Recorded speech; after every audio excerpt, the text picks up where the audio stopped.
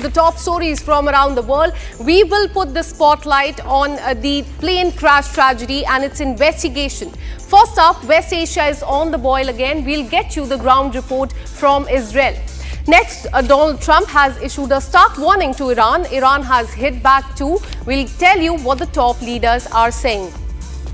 Moving on, we'll also put the spotlight on the investigation into the plane crash which killed 241 people on board. Republic TV is reporting from the ground. We'll also tell you about the new dates of the Axiom-4 launch. Only 5 days to go and all eyes are on Shubhanshu Shukla. And finally, we'll get you up to speed with the updates on the Singapore cargo ship firefighting efforts and how it is being towed away right now. Let's get started.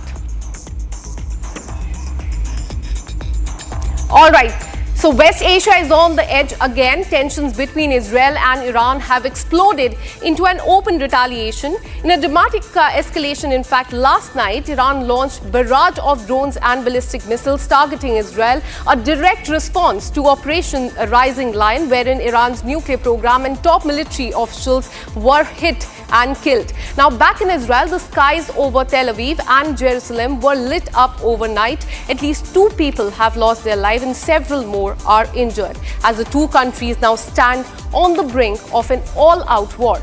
Let's, in fact, pull out the map for you and tell you how these attacks were in fact carried out by Israel first and then on from Iran to Israel. Let me in fact get you the first visuals. These are the in fact visuals of Israel.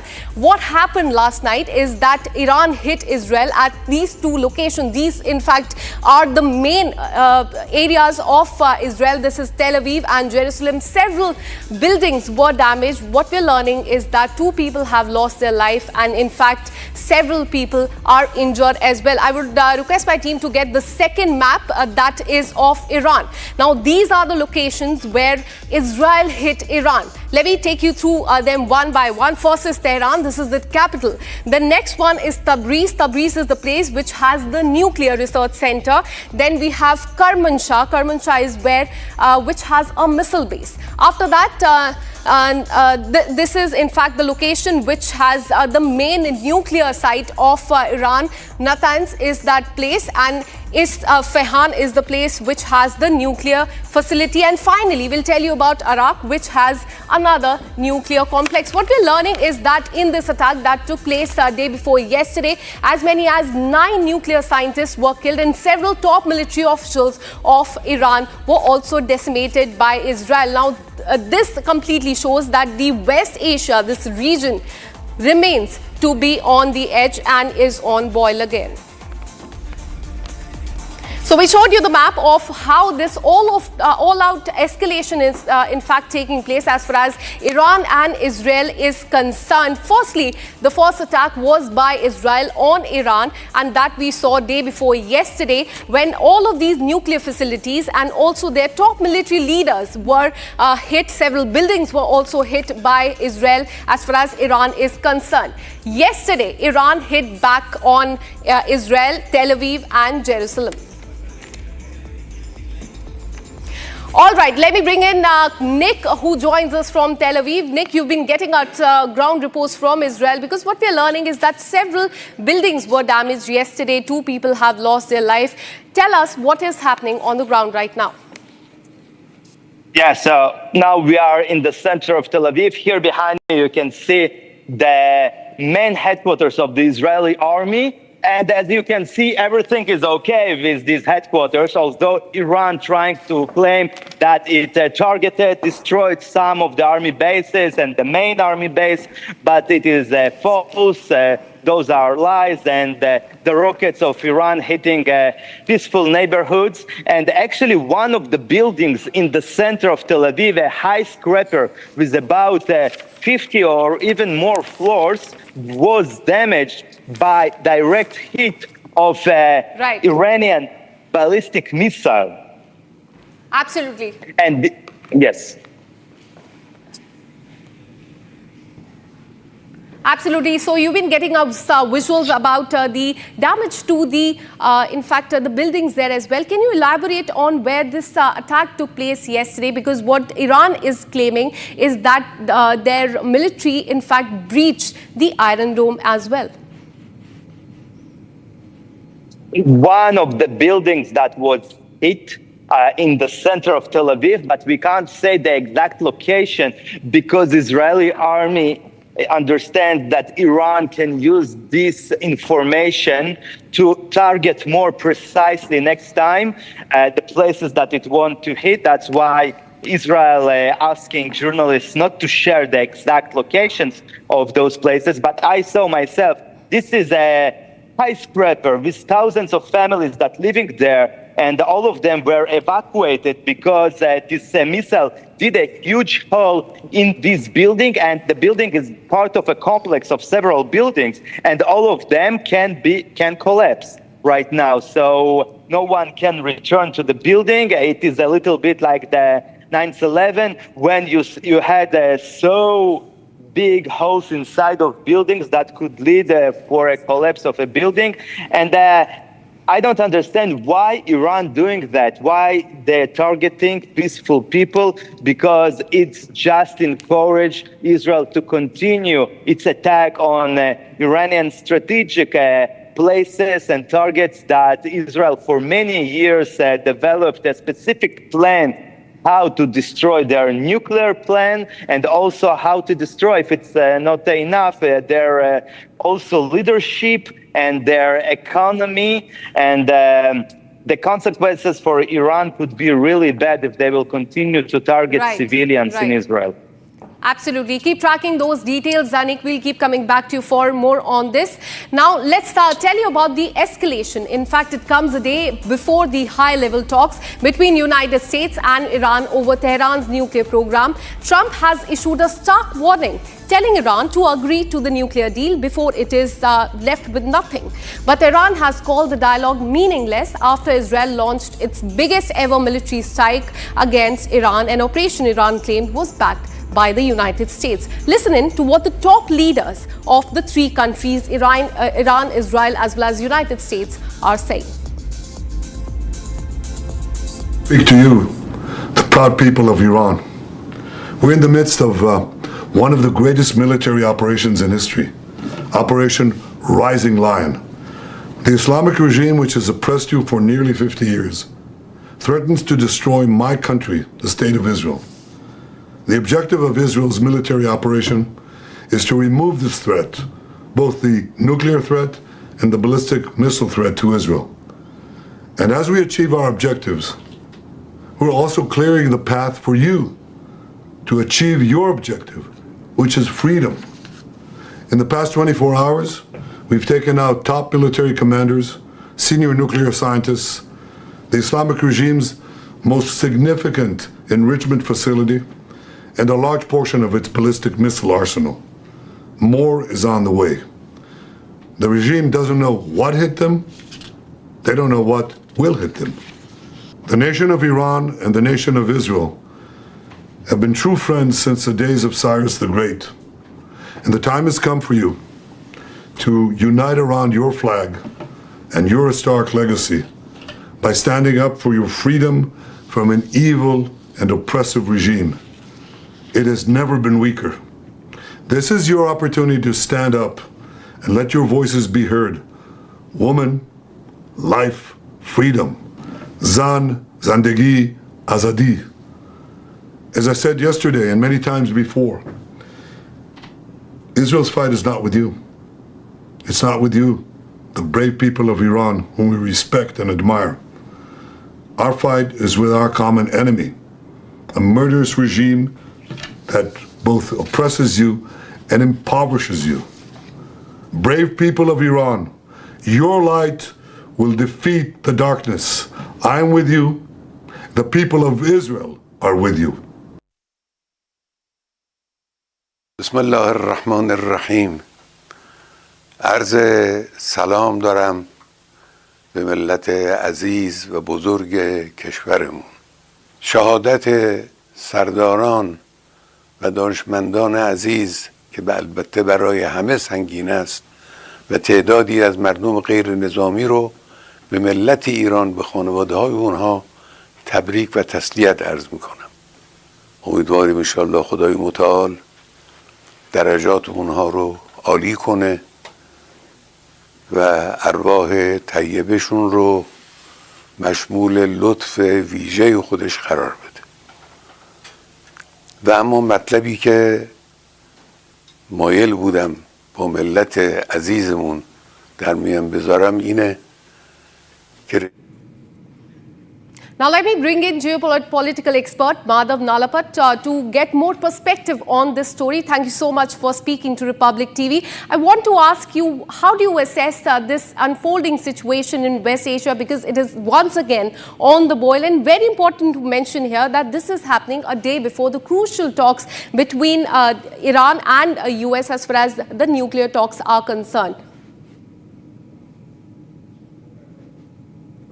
Those talks are going nowhere because the US under Trump is very clear. Iran must completely denuclearize, a condition that the clerical regime simply cannot accept. So the fact of the matter is that intelligence, from what I understand, has reached Israel and possibly the US as well, that Iran is just a few months away from reaching the level of enrichment beyond which it is very quickly able to enrich the fuel to nuclear criticality. So I think for Israel, it was now or never. And quite frankly, I don't believe the US is going to abandon Israel to its fate. The United States, under Trump at least, has as much an interest as Israel has in ensuring that the clerical regime does not reach criticality. In fact, and I think Netanyahu made it very clear he is opposed to the clerical regime. And he also talked about the warm friendship for stretching back thousands of years between the Iranian people and the Israeli people. Now, the fact is, Iran is against the existence of Jewish people, not just the state of Israel. So the reality is, it is an existential conflict for Israel. Netanyahu is perfectly right, and he is not going to stop until he has completely destroyed the Iranian regime's, and I repeat, the Iranian regime's nuclear facilities. He is not going to stop, and in my personal view, I don't think Donald Trump is going to shy away from helping him do that, because that is in the interest of the United States. Frankly, it's in the interest of India and other democracies as well. Absolutely. And amid all this, all the focus will be on that crucial meeting between US and Iran tomorrow. Thank you so much for speaking to Republic TV.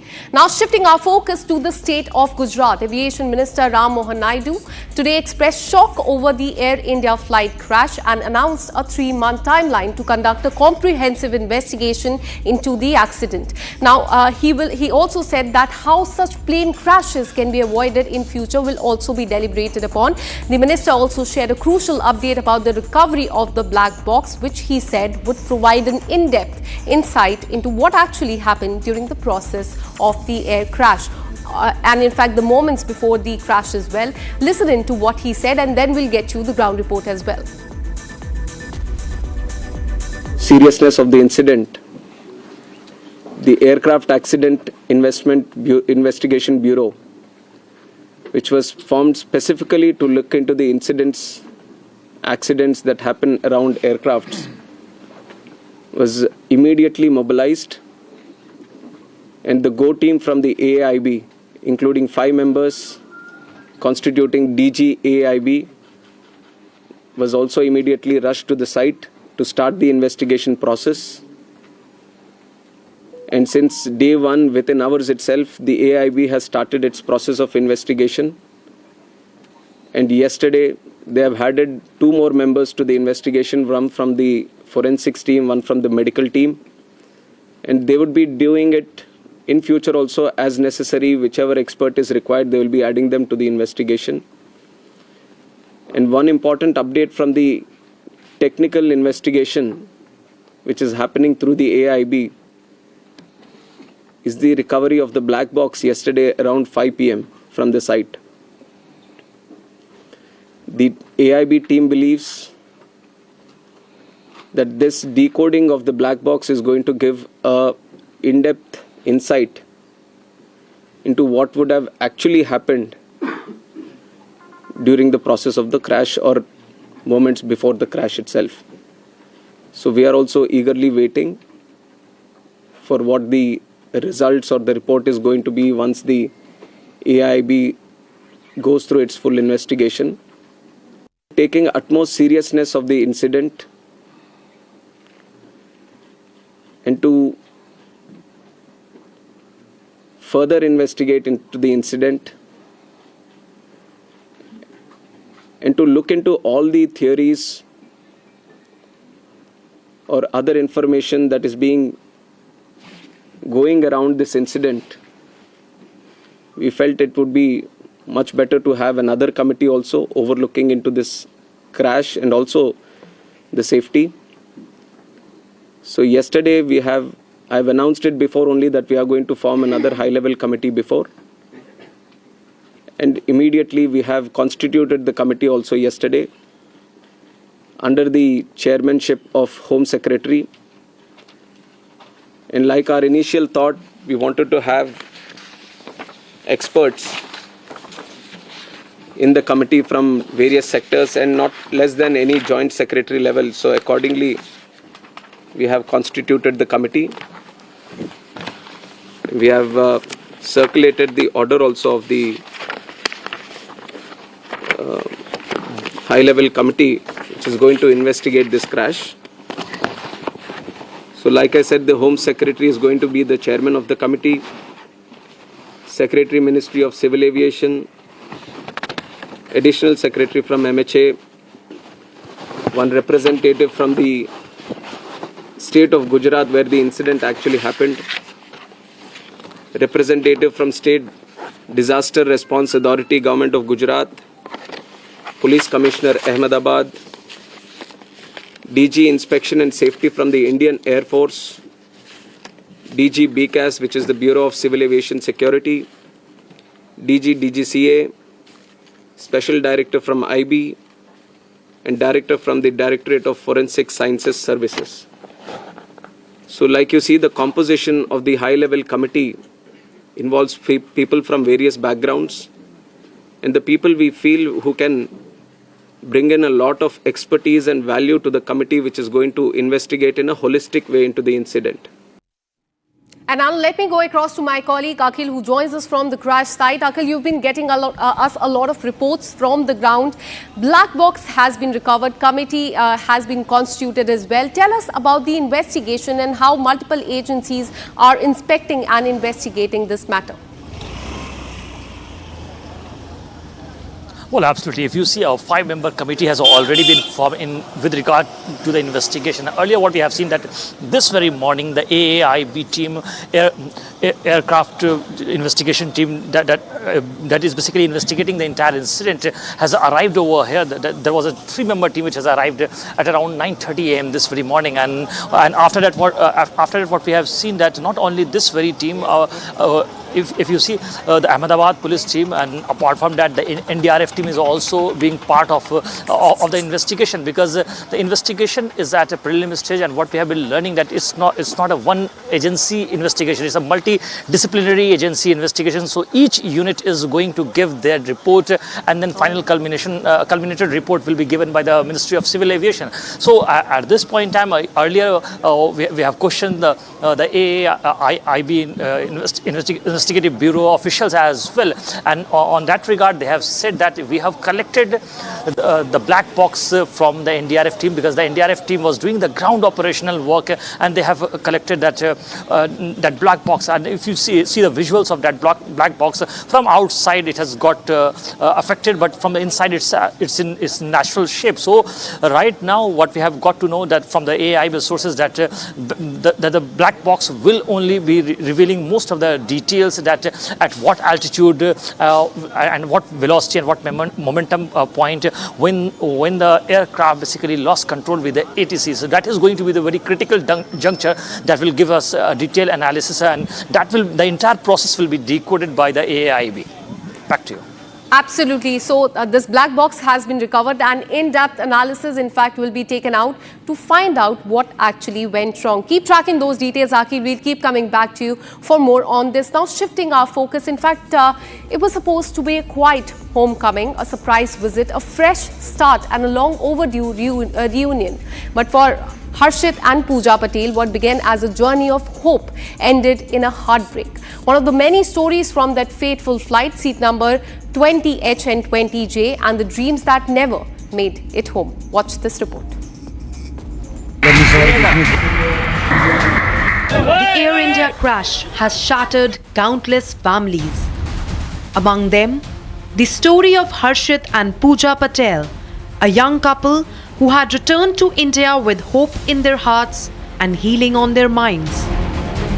They landed in India on June 2nd, seated on 20H and 20J. It was meant to be a short trip, a doctor's consultation, and a surprise visit for Harshit's father, who had no idea they were coming. 2 साल के बाद आया था, surprise दिया उसको।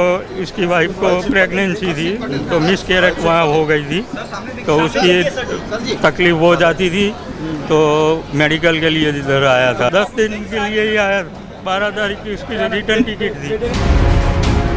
Harshit's father had been living alone since losing his wife to cancer 6 years ago. This visit was different. This time, his son had convinced him to start over to move abroad and live with them. The passport was ready. The tickets were booked. The loneliness of years was finally beginning to lift. Now, only shock remains and despair. Harshit's father waits at Ahmedabad Civil Hospital, hoping for closure. लड़का और उसकी wife दोनों plane में थे 12 तारीख को। Body के लिए दोनों की बॉडी यादी मिली है मेरे को, और उसमें दोनों का नाम है, मेरे लड़के का उसकी वाइफ का। अभी बॉडी का कुछ मिलता नहीं है। डीएनए करवा दिया है मैंने 12 तारीख को ही। डीएनए कसौटी भवन में ये हो गया है, तो इधर आए हम।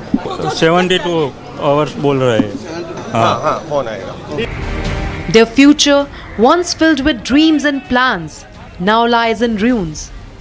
People who were full of life just days ago now lie in a cold mortuary.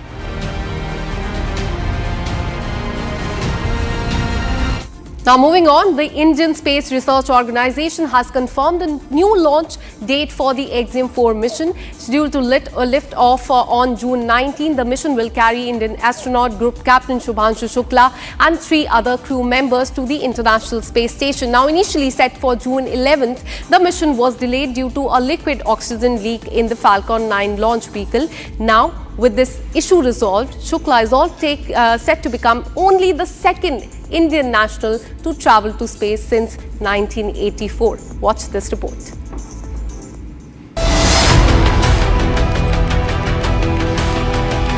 Days after the Axiom-4 mission was postponed indefinitely, ISRO has confirmed a new launch window. The mission will now take off on June 19. Aboard this historic mission is Group Captain Shubhanshu Shukla, a serving Indian Air Force pilot and India's newest astronaut.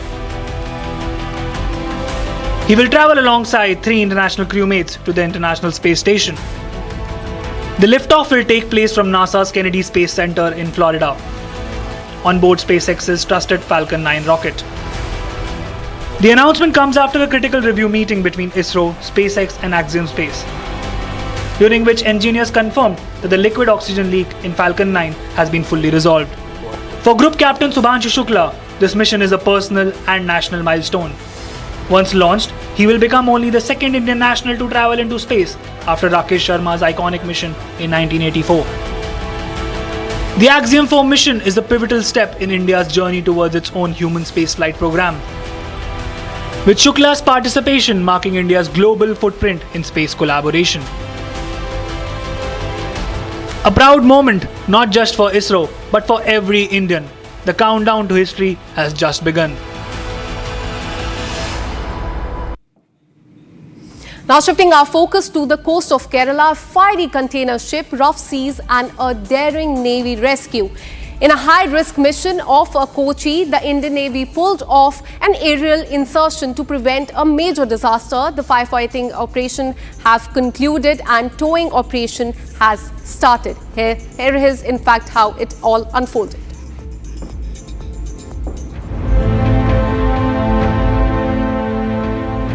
A massive seeking helicopter lifts off from INS Garuda in Kochi. Aboard it, a highly trained salvage team rushing into the heart of the disaster. The flaming container ship MV 503 lies in turbulent waters. Billowing black smoke, its structure scorched and split in multiple sections. With the ship still on fire, the salvage team is winched down.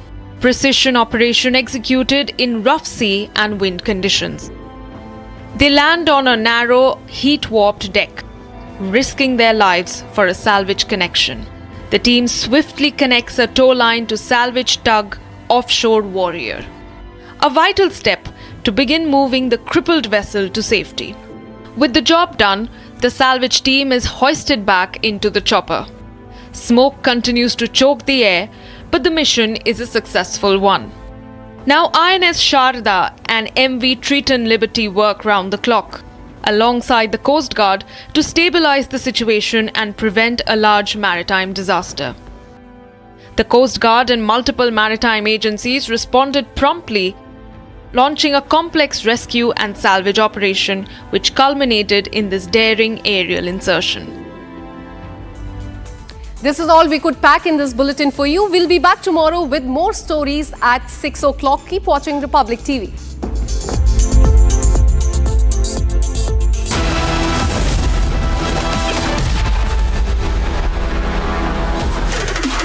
This week on Get Me Right, the proof of the adage that while nations keep armies, in the case of Pakistan, it's the army that keeps the nation.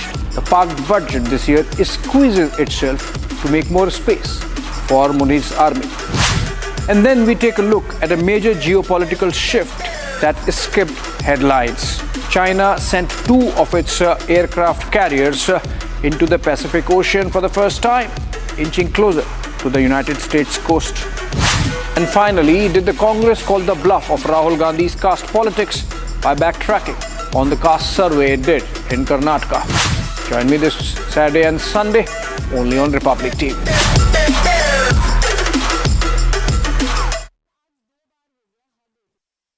13,000 placements last year. At Amity, we are committed to nurturing passionate, hardworking and proactive professionals. अब छोलिया हो या लोबिया, सफेद चने या काले चने, सब कुछ मजेदार बने। मेरी नई हुंडई एक्स्ट्रा तुमने भी तो कल नई कार ली है ना, उसमें भी तो होगा ना ये वॉइस इनेबल सनरूफ है ना अंकल, सिंगर इनेबल सनरूफ। और बेनिफिट्स ये तो मिले होंगे ना? ये मिला। हाँ? हुंडई कार्स पर मिल रही है अमेजिंग डील्स। वैसे लोगे तो आप हुंडई ही, चाहे दिल की सुनो या डील्स की। MDH की हल्दी मिर्ची धनिया करे कमाल।